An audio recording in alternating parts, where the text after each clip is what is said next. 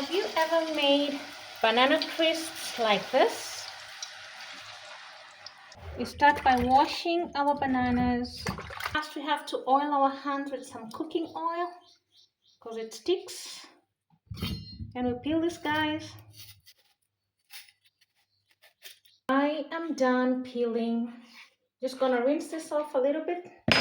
Then we get to cutting them. Just cut our bananas thinly. We're almost there. They're starting to get a bit golden brown. We wait a little bit.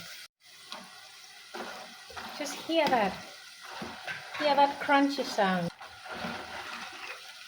Ooh, they are ready.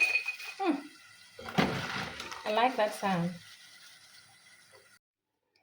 I'm gonna put a little bit of salt to taste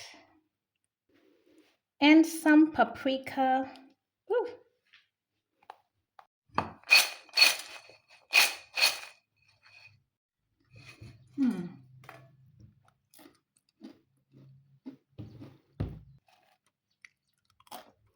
Now you go and make this. It's really good.